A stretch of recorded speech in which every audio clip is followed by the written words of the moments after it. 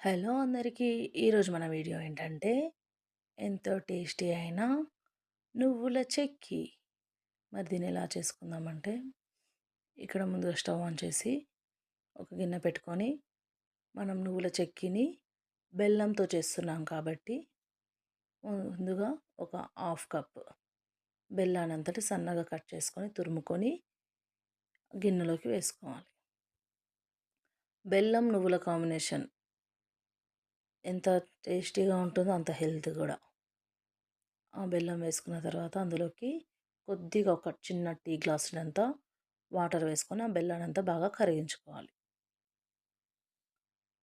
నువ్వులు బెల్లము మంచి ఐరన్ రిచ్ ఫుడ్ అన్నమాట.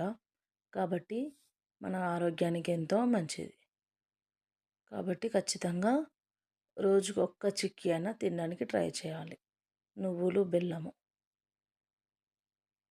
ఇప్పుడు ఈ బెల్లం అంతా బాగా కరిగిన తర్వాత మనం దీన్ని ఒకసారి స్ట్రైన్ చేసుకుందాం. ఎందుకంటే దాంట్లో ఏమన్నా చెత్త కానీ ఏమైనా ఉంటే వెళ్ళిపోతుంది కాబట్టి.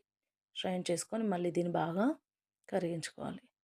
చూసారా ఇలా పాకం వచ్చేటట్లుగా బెల్లానంతటిని బాగా కరిగించుకొని మనం ఇలా నీళ్ళలో వేసుకొని చూస్తే ఆ బెల్లం అనేది విరిగిపోకుండా గట్టిగా కావాలి. అట్లా అయిన తర్వాత మనకు బెల్లం అనేది పాకం రెడీ అయినట్లు.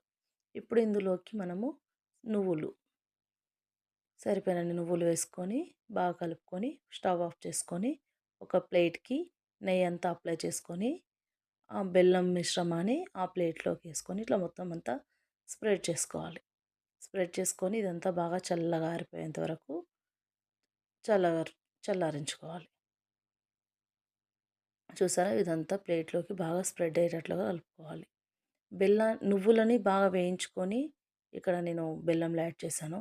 అలాగే పచ్చి నువ్వులు వేస్తే అంత పచ్చి పచ్చి స్మెల్ వస్తుంది కాబట్టి నువ్వులను వేయించుకుంటే మంచిగా టేస్ట్ వస్తుంది. ఇంకా చూడడానికి కూడా కలర్ కూడా చూడండి ఎంత బాగా వచ్చిందో. వీటిని వేసా కానీ మొత్తం ప్లేట్లోకి వేసుకున్న తర్వాత కట్ చేసా, కానీ అది కట్టింగ్ అనేది సరిగా రాక అంతా ఇట్లా ముక్కలు ముక్కలుగా ఇరిగిపోయింది. కటింగ్ సరిగా రాకపోతేనేమి టేస్ట్ మాత్రం సూపర్ ఉంది. ఒకసారి ఇలా ట్రై చేసి చూడండి. ఖచ్చితంగా మీ అందరికీ ఇది బాగా నచ్చుతుంది. బెల్లంతో ఇలా నువ్వులు వేసుకొని